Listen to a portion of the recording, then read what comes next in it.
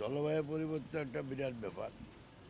Main হলো pollution, বনায়ন, তারপরে জলবায়ু পরিবর্তনের যেই ফলে যে পরিণতি, সেগুলির থেকে আমরা আর একটু উন্নত করার জন্য আমাদের যে বনায়ন করা দরকার বা যেসব কাজ করা দরকার সেটাই আমরা মেইনলি করব। তবে জলবায়ু পরিবর্তনের সাথে কিন্তু অনেক জিনিস জড়িত, যেমন নদী ভাঙনের ব্যাপারটা আছে, তারপরে পরিবেশের ব্যাপারটা আছে, পলিউশনের ব্যাপারটা আছে। এগুলি সবাই কিন্তু জলবায়ুর সাথে এখন জড়িত।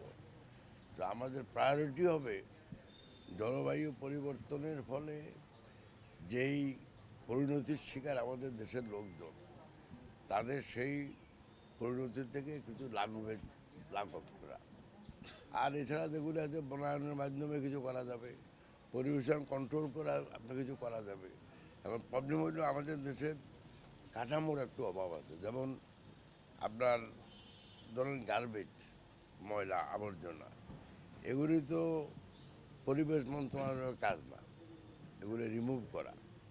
কিন্তু এটার পরে যেই পলিউশনটা যেটা হয় সেটার জন্য তো পরিবেশ মন্ত্রণালয় দায়ী। তো আমরা এগুলি একটা ইন্টিগ্রেট কাঠামোর আওতায় এনে আমরা দেখবো যে যেভাবে শুধু যে ঢাকা শহর তা না, ছোটো ছোটো শহরগুলোতেও যেন এই সমস্যার সমাধান হয়।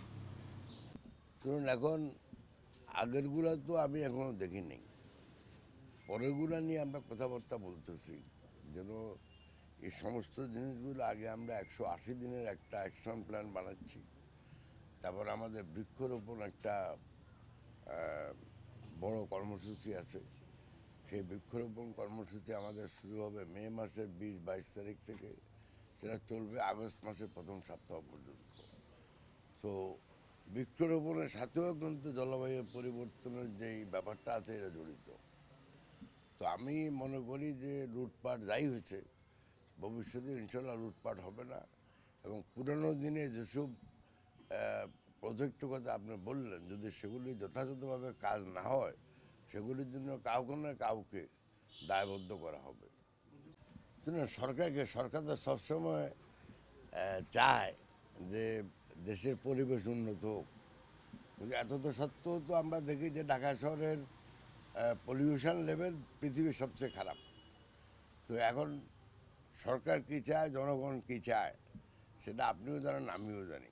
আমার কথা হলো যে যেভাবেই হোক আমাদের জনগণের জীবনমান উন্নয়নের জন্য ভবিষ্যতে আমাদের পরিবেশকে আরও উন্নত করতে হবে। যেমন পলিউশন কমাতে হবে, মানে শুধু যে বাতাসের পলিউশন তা না, আমাদের শব্দের দূষণ কমাতে হবে, আমাদের নদীর দূষণ কমাতে হবে। আপনার নদীগুলোর অবস্থায় দেখেন।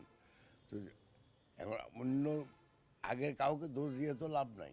এখন কাজ হলো আমাদের এগুলির উন্নত করা, যাতে করে আমাদের সব ধরনের পলিউশন দেশে কমে।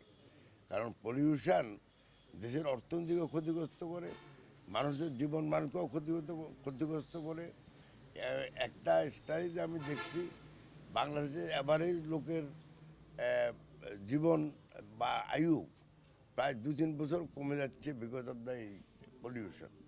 তো এখন পলিউশন তো কমানো আমাদের জাতিগত দায়িত্ব, সরকারের দায়িত্ব এবং আমাদের সবারই দায়িত্ব। এটা আস্তে আস্তে তো বন্ধ করতে হবে। আপাত দৃষ্টিতে তো 1 বছরে তো বন্ধ করতে পারবেন না। এটাকে আপনাকে তো রিপ্লেসমেন্ট করতে হবে। আপনি বিল্ডিং টিল্ডিং করার জন্য যে ইট লাগে, সেই ইটকে যদি আপনি ব্লকে রূপান্তরিত করতে যান, তাতে একটু সময় লাগবে। তবে ইতিমধ্যে যেভাবে হোক বিভিন্ন প্রযুক্তি আছে, সেই প্রযুক্তির মাধ্যমে যদি পলিউশনটা কমানো যায়, সেটা আমরা দেখতেছি এই মুহূর্তে। Thank you.